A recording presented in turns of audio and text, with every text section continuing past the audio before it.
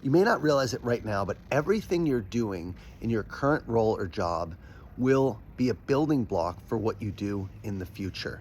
You see, the skills, the grit, and the determination that you are developing now will serve you in whatever future role you have. And I am a living, walking example of this. I'm going to share today a little brief overview of my career and why everything I've done in the past has served me for what I would do next. You see, I wasn't always a coach or even a enterprise sales rep. I started as a teacher in Venezuela. And now, 20 years later, I'm teaching sales. Well, I got into sales because I ended up falling in love with someone when I was teaching in South America.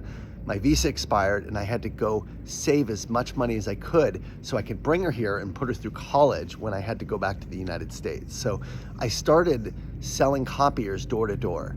My territory was Koreatown, and I literally had to go in and bang on doors every single day, do 20, 30 face-to-face cold calls, flat cold with no soliciting signs, and I would get thrown out of buildings by security guards for no soliciting. People would call down to security. It was very, very mentally challenging. It was tough, but I didn't care because I needed to do whatever it takes to get my ex-girlfriend from Venezuela to the US. You see, that was the start of my career, and that actually helped me develop grit and determination that later on when I got into enterprise sales, that was my reference point where basically everything that I did my first year at Salesforce was because I started in copiers.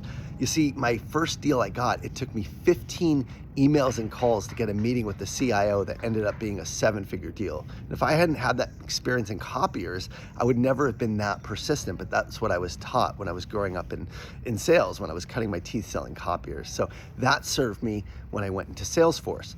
Well, after 5 years selling copiers, I got into leadership and I started running a sales team. First, it was 7 people on my team. Then it was 3 sales teams with 20 reps. And when I left in 2013, I had 70 sales reps and 10 sales leaders under me running a $60 million business. Well, when I left Ricoh in that job to go work at Salesforce, now I had to lead an extended team of co-primes, of engineers, of legal, and that leadership experience actually helped me as an individual contributor, quarterbacking large, complex deals with big internal teams and big customer teams. So I actually used all those skills from leadership in an individual contributor role, whereas many people who didn't have that leadership experience had trouble managing and quarterbacking a team. So that made me very qualified for an account director role. Even though I wasn't technically having people roll up to me, I managed in a matrix environment, which helped immensely with the leadership skills. Now, I did that for 9 years, and finally, I decided to retire after having a great, run in corporate, and now I'm a sales coach.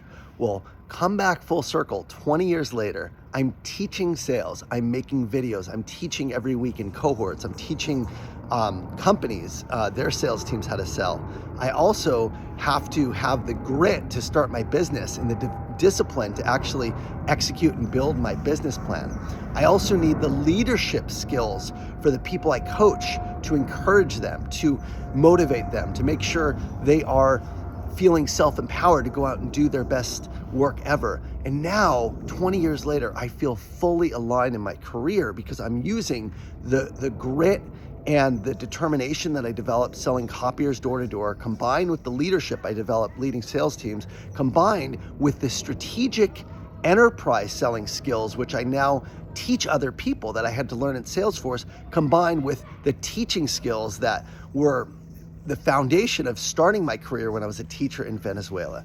So I share this video because everything you're doing right now will be a building block for whatever you want to do. So embrace the role that you're in right now. Embrace the challenge, embrace the opportunity, knowing that you are actually building yourself up for whatever comes next. But if you don't embrace it, if you don't give your all, if you just don't basically master where you're at right now, you're never going to be able to use these skills in the future. It's just going to be something that is a wasted opportunity. So be where you are and give it your all, knowing that in the future, you're going to get to use whatever you're learning right now. I'm Ian Koniak. Thanks for listening.